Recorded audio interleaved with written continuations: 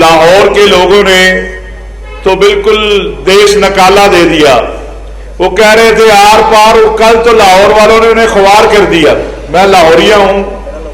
لاہور کے لوگوں نے یہ کل بتایا کہ لندن بیانیہ کی پاکستان میں کوئی جگہ ہوں.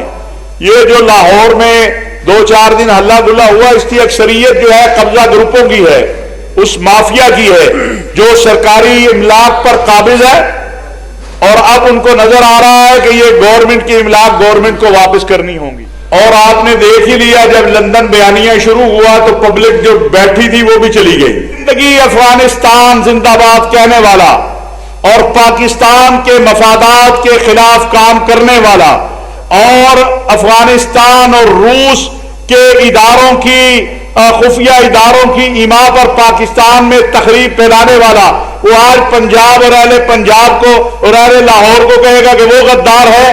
بھئی وہ تو ماضی تھا. آپ کی تو آج بھی ڈوریں کہاں سے ہلتی ہیں سب کو معلوم ہے. آپ کے منہ سے پاکستان زندہ باد کا لفظ نکلتے ہوئے بڑا مشکل ہو جاتا ہے.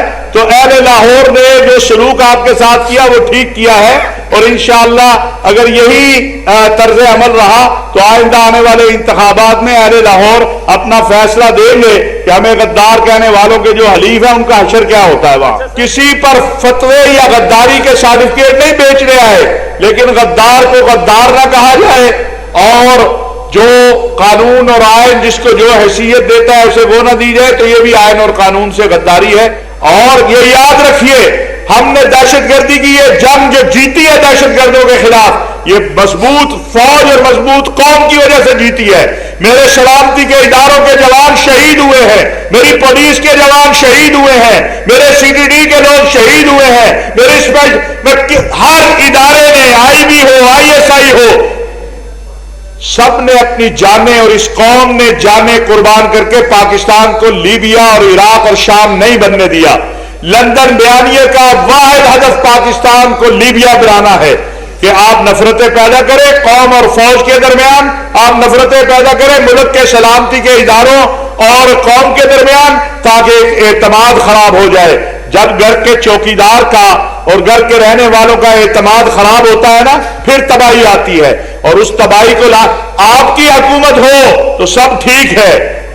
ایوب خان سے لے کر جنرل مشرف تک اگر آپ کو ریلیف ملے، آپ آئیں تو وہ سارے الیکشن بھی ٹھیک، وہ سب کچھ ٹھیک. کہتے ہیں یہ اسمبلی جو ہے جعلی ہے، اور اسی اسمبلی سے پچھلے 2 سالوں سے آپ 2.5 سالوں سے اسی اسمبلی سے ساری مراعات بھی لے رہے ہیں، اسی کے اندر بیٹھے ہوئے ہیں کہ پاکستان میں رہنے والے تمام مذاہب اور مسالک کے لوگوں کو اس بات پر یقین کرنا ہوگا کہ یہ موجودہ حکومت کے دور میں کسی گروہ یا جتھا یا فرد کو کسی دوسرے پہ اپنی سوچ مسلط نہیں کرنے دیں گے. ہم ابھی عمران خان صاحب نے کہا انتخابی اصلاحات کرتے ہیں، سینٹ کے اندر ہاتھ اٹھا کے فیصلہ کرتے ہیں. کیوں بھاگ رہے ہیں؟ اس لیے سینٹ کا الیکشن آپ کو ہمیں سب کو پتا ہے بکتا ہے.